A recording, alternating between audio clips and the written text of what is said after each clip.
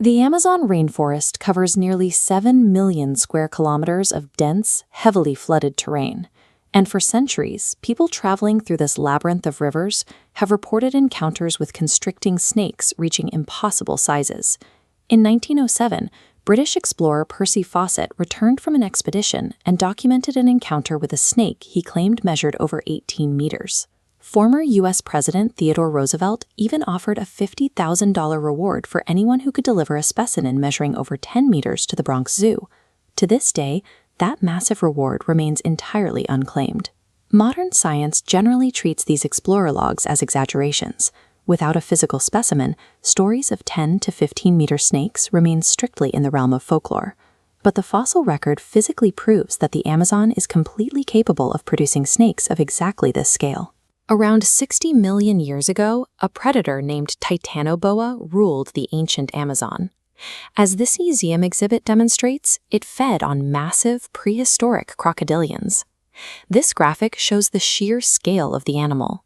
While the largest documented green anacondas max out around 6 meters, estimates place Titanoboa at up to 15 meters long, with a weight exceeding a full metric ton. Titanoboa belongs to the exact same boa family as the modern green anaconda. They share the same constricting anatomy, the same hunting strategies, and the same evolutionary lineage, which presents a biological puzzle. If the ancient Amazon successfully engineered a 15-meter constrictor, what physical or ecological law dictates that the modern Amazon cannot do exactly the same today? During the rainy season, vast sections of the Amazon transform into flooded varzea forests. It is an environment built for a semi-aquatic ambush predator. To understand how a predator scales to prehistoric sizes here, we have to look at how reptiles grow. Mammals have a biological ceiling. We hit a certain age, our growth plates fuse, and we stop getting taller.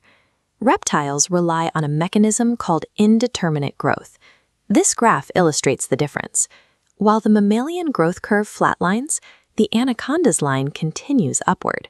Over a lifespan of 20 to 30 years, as long as the snake survives and finds enough food, it will continuously add mass and length.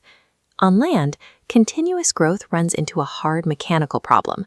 As this dotted line represents, gravity eventually places too much stress on the skeleton and internal organs, capping how heavy a terrestrial animal can get before it simply collapses. But anacondas hunt and live suspended in rivers and swamps. Buoyancy effectively neutralizes gravity. As the blue shading here indicates, an aquatic environment allows the snake's body to break past terrestrial limits, supporting an enormous frame without structural failure. Building a body that massive requires an immense, highly concentrated food supply. And the modern Amazon still provides the same ecological buffet that Titanoboa relied on millions of years ago. The modern black caiman, seen resting here, can reach lengths of nearly 6 meters. The presence of predators this large confirms the modern ecosystem maintains the biological bandwidth to support highly massive animals. You have a predator programmed by evolution to grow continuously, utilizing water to bypass the limits of gravity, operating in an ecosystem packed with massive prey.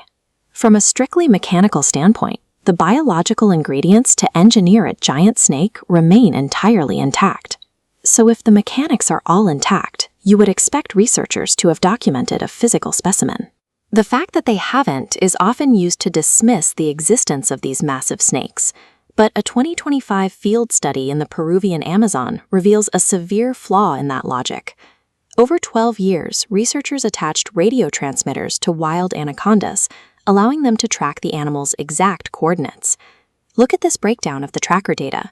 Even when scientists stood directly over a snake's exact GPS location, they could only visually detect the animal 17% of the time. The vast majority of the time, the snake remained completely hidden beneath mud, logs, or submerged vegetation. If living specimens are perfectly camouflaged, the dead ones are completely erased. In normal environments, the fossil record acts as a historical ledger, but the Amazon rainforest is a highly efficient fossil destroyer. The combination of constant moisture, high temperatures, and highly acidic soils breaks down organic material at a rapid pace. Any animal that dies on the forest floor decomposes long before its bones can petrify. We only know about Titanoboa because of an extreme geological fluke. Its fossils survived exclusively because they were sealed deep inside this industrial coal mine in Colombia, entirely shielded from the destructive chemistry of the rainforest. Because the jungle floor destroys bones so thoroughly, an unbroken lineage of exceptionally massive constrictors could have lived and died throughout the Amazon basin over the last several million years without leaving a single trace. The lack of scientific specimens doesn't contradict the existence of giant snakes. It simply confirms what biologists already know.